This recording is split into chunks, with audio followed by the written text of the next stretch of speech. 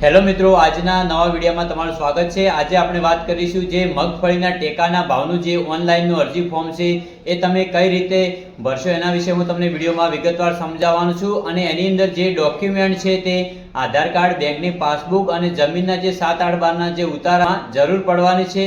તો તમે તમારા મોબાઈલથી કઈ રીતે અરજી કરશો હું તમને વિડીયોમાં વિગતવાર સમજાવવાનો છું। તો વિડીયોને એન્ડ સુધી જોવા માટે વિનંતી। અને મિત્રો, જો ચેનલ પર તમે પહેલી વાર છો તો ચેનલને સબસ્ક્રાઇબ કરો અને નોટિફિકેશનને અલાવ કરો, જેથી અમારા જે આવા વિડીયો આવે સૌથી પહેલા તમને જોવા મળે। તો ચાલો વિડીયોને શરૂ કરીએ। તો સૌપ્રથમ મિત્રો, તમારે ગૂગલ ઓપન કરી અને ઈ સમૃદ્ધિ પોર્ટલ તમારે સર્ચ કરવાનું છે।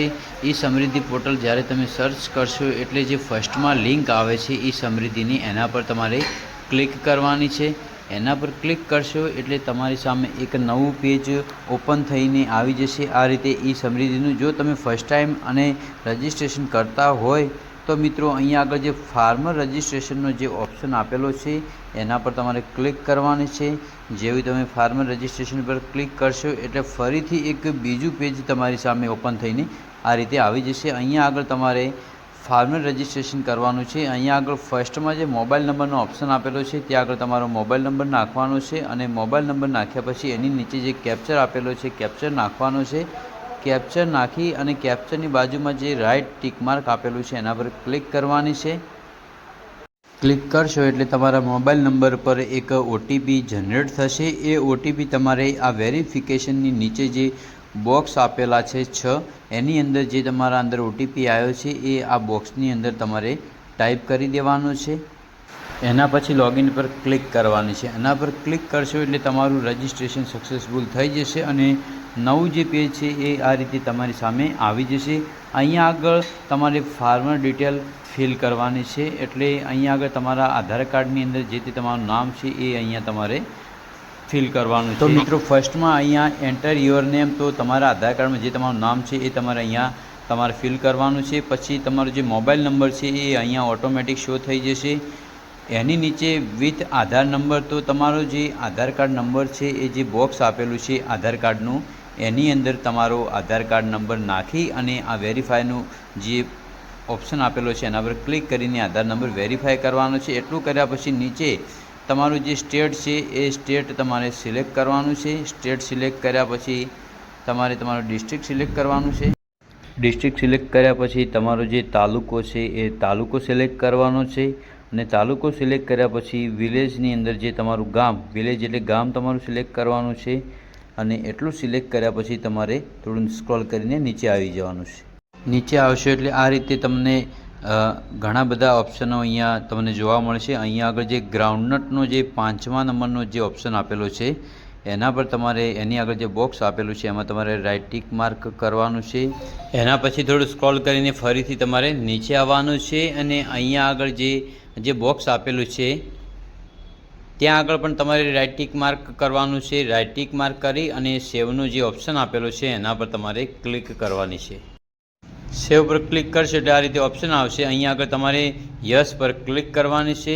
યસ પર ક્લિક કરશો એટલે જે તમારું રજિસ્ટ્રેશન એ સક્સેસફુલ થઈ જશે અને પછી જે નવું પેજ છે એના માટે તમારે રજિસ્ટર પર ક્લિક કરવાની છે। રજિસ્ટર પર ક્લિક કરશો એટલે ફરીથી તમારી સામે એક નવું પેજ ઓપન થઈ જશે। અહીંયા આગળ 3 ઓપ્શન આપેલા છે, બેઝિક ડિટેલ, બેંક ડિટેલ અને લેન્ડ ડિટેલ। એની અંદર ઉતારાનો ઓપ્શન છે એ લેન્ડ ડિટેલવાળો, એટલે જે બેઝિક ડિટેલ છે એ તમારી આધાર કાર્ડ પ્રમાણે અહીંયા તમારે ફિલ કરવાની છે। ફર્સ્ટમાં તમારો મોબાઈલ નંબર આવી જશે, તમારી ફાર્મર આઈડી આવી જશે અને ફાર્મર નેમ એઝ પર આધાર કાર્ડ, ત્યાં આગળ તમારો આધાર કાર્ડમાં જે નામ છે એ નામ તમારે ટાઈપ કરવાનું છે।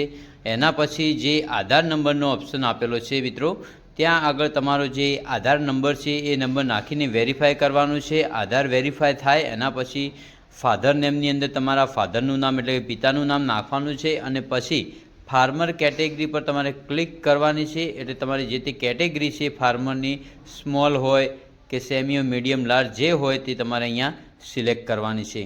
એટલું કર્યા પછી મિત્રો, ક્લાસ કેટેગરી જે આપેલી છે ત્યાં આગળ તમારે ક્લિક કરવાની છે। ક્લાસ કેટેગરી પર તમે ક્લિક કરશો એટલે તમારી સામે એક આ રીતે ઓપ્શન આવી જશે. અહીંયા આગળ જે તમારી કાસ્ટ હોય સિલેક્ટ કરી શકો છો, અથવા તમે અધર પણ સિલેક્ટ કરી શકો છો. તો હું અધર પર ક્લિક કરીશ.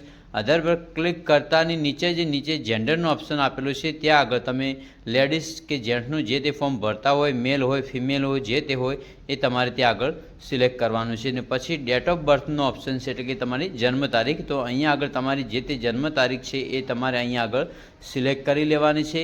એની નીચે જે એજ છે એટલે કે ઉંમર તમારી ઓટોમેટિક આવી જશે. પછી તમારે જે તમારું રાજ્ય એટલે કે જે સ્ટેટ એટલે રાજ્ય થાય, જે તમારું સ્ટેટ છે એ સ્ટેટ એટલે કે રાજ્ય સિલેક્ટ કરવાનું છે. રાજ્ય સિલેક્ટ કર્યા પછી ડિસ્ટ્રિક્ટમાં આવી જશો, એટલે કે ડિસ્ટ્રિક્ટ એટલે તમારો જિલ્લો પસંદ કરવાનો છે. અને પછી એના નીચે તાલુકો છે, ત્યાં આગળ તમારો જે તે તાલુકો છે એ પસંદ કરવાનો છે. અને વિલેજ એટલે કે તમારું ગામ, ત્યાં આગળ તમારું ગામ પસંદ કરવાનું છે. પછી તમારા એરિયાનો જે પિનકોડ નંબર છે એ પિનકોડ નંબર ત્યાં તમારે ટાઈપ કરવાનો છે. પછી એડ્રેસનો ઓપ્શન આપેલો એની નીચે જે બોક્સ છે એની અંદર તમારે જે આધાર કાર્ડમાં જે તમારો એડ્રેસ છે એ તમારો એડ્રેસ નાખવાનો છે. અને કન્સેન્ટ ફોર ઓથેન્ટિકેશન પર તમે રાઇટ ટિક માર્ક કરી અને અહીંયા આગળ જે એગ્રીનો ઓપ્શન છે એના પર તમારે ક્લિક કરવાની છે. એના પર ક્લિક કરશો એટલે નીચે જે અપલોડ આઈડેન્ટિટી પ્રૂફનો જે ઓપ્શન આપેલો છે ત્યાં આગળ તમારે 10 MBથી ઓછી સાઇઝની PDF બનાવી અને અહીંયા આગળ તમારું જે આધાર કાર્ડ છે એ તમારે આધાર કાર્ડ અપલોડ કરવાનું છે. અને પછી તમારે સેવ પર ક્લિક કરી દેવાની. સેવ પર ક્લિક કરતાની સાથે જ આ રીતે તમારી સામે ઓપ્શન આવશે કન્ફર્મેશનનો. તમારે યસ કરવાનું છે. યસ કરશો એટલે જે તમારું આધાર કાર્ડ અને જે ડિટેલ હતી એ સબમિટ થઈ જશે. અને હવે બીજો ઓપ્શન જે છે બેંક ડિટેલનો એ આપણે સિલેક્ટ કરવાનો છે. અને એની નીચે જે એકાઉન્ટ હોલ્ડર નેમનું જે બોક્સ આપેલું છે ત્યાં આગળ જે આપણી પાસબુક છે બેંકની એની અંદર જે તે આપણું નામ છે એ અહીંયા તમારે ટાઈપ કરવાનું છે. અને એની નીચે IFSC કોડનું બીજું બોક્સ આપેલું છે, ત્યાં આગળ જે તમારી બેંક છે એનો જે IFSC કોડ છે એ નાખવાનો છે. અને ફેચ પર ક્લિક કરવાની છે, એટલે જે બ્રાન્ચનું નામ અને બેંકનું નામ ઓટોમેટિક અહીંયા તમારું શો થઈ જશે. એના પછી તમારે બેંક એકાઉન્ટ નંબર જે તમારી પાસબુકમાં છે એ અહીંયા ટાઈપ કરવાનો છે. અને બીજું જે બોક્સ આપેલું છે કન્ફર્મ બેંક એકાઉન્ટ નંબર એ જે તમે ઉપર નાખ્યો છે એકાઉન્ટ નંબર એ નીચેના બોક્સમાં પણ નાખી દેવાનો છે. એકાઉન્ટ નંબર નાખ્યા પછી અપલોડ બેંક પાસબુક ચેક એના પર ક્લિક કરી અને તમારી બેંકની પાસબુક એની અંદર અપલોડ કરી લેવાની છે.